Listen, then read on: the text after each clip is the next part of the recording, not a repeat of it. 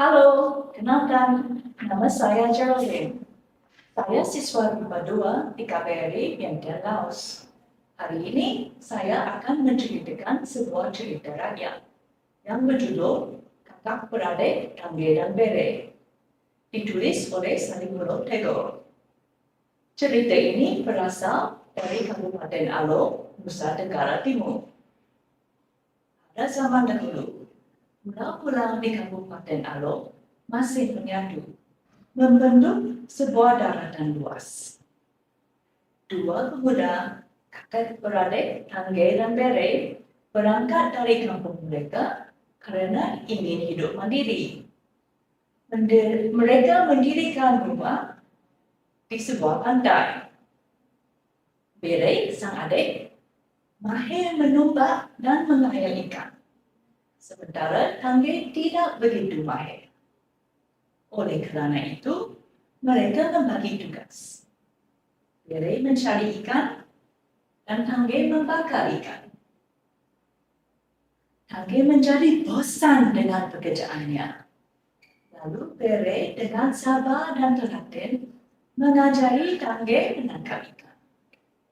Namun, Tangge kecewa karena dia tidak bisa mencapai tingkat kemahiran Bere. Pada satu malam, mereka bertengkar. Tangge marah besar dan menolak permintaan maaf dari Bere. Mulai sekarang, kita akan berpisah. Kita hidup sendiri-sendiri, berkata Tangge sambil marah. Dalam gelap gulita, Tangge meninggalkan Bere dan berjalan jauh ke dalam hutan sampai dia kelelahan. Dia memanjat pohon dan tidur di atasnya. Keesokannya, Tangge sadar bahwa dia berada di tengah padang rumput yang luas dan hijau sekali. Di dekatnya ada mata air yang jernih, banyak sayur, pohon, buah-buahan, dan umbi-umbian. Tangge memutuskan untuk menetap di bukit itu. Dia mendirikan gubuk dan mulai bercocok tanam biji-bijian. Rupanya, Tangge begitu mahir dalam bercocok tanam. Lama-kelamaan, hasil panennya begitu melimpah dan Tangge mulai turun ke pantai terdekat untuk menukar hasil dengan orang lain. Tangge juga bertemu dengan seorang gadis, lalu meminta dia menjadi istrinya. Mereka hidup dengan bahagia di atas bukit itu, dan kebunnya semakin luas. Sementara, Bere melanjutkan kehidupan di gubuk pantainya. Ikan-ikan yang dia tangkap, kadang dia barter dengan buah dan sayur dari orang dia bertemu dekat hutan. Dari seorang pedagang, Bere mengetahui bahwa petani yang mengolah kebun di atas bukit itu adalah kakak tercintanya. Bere sangat merindukan Tangge, tetapi dia berpikir bahwa Tangge sudah hidup bahagia tanpa Bere. Sebenarnya, Tangge juga begitu merindukan Bere, tetapi dia malu dan takut untuk mengunjungi Bere. Istrinya mendorong Tangge untuk bertemu dengan Bere.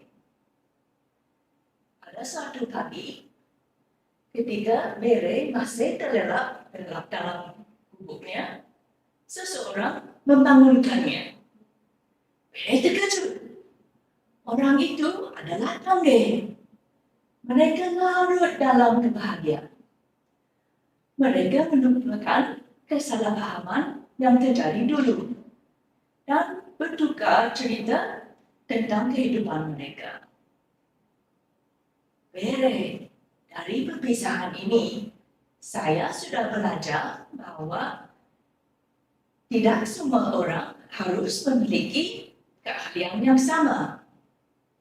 Kau begitu mahir menangkap ikan, dan begitu terampil mengayal. Sedangkan aku rupanya begitu sedang berkebun. Jelas Tangge. Mereka pun berdamai kembali. Bere dan Tangge saling menukar ikan dan sayuran yang mereka hasilkan. Lalu, Bere juga berkeluarga. Beberapa tahun kemudian, keluarga dan tempat tinggal mereka berkembang dan menjadi kampung Tangge dan kampung Bere. Anak keturunan Tangge begitu mahir berkebun dan beternak. Anak keturunan Bere menjadi nelayan dan pedagang laut yang terkenal. Begitulah indahnya kerukunan dan perdamaian. Perbedaan keahlian atau kemampuan tidak membuat kedua kampung ini berselisih. Perbedaan itulah yang membuat mereka saling melengkapi dan mencukupi kebutuhan satu sama lain. Perbedaan bukan untuk memisahkan, tetapi untuk saling menguatkan. Cukup sekian untuk hari ini. Terima kasih.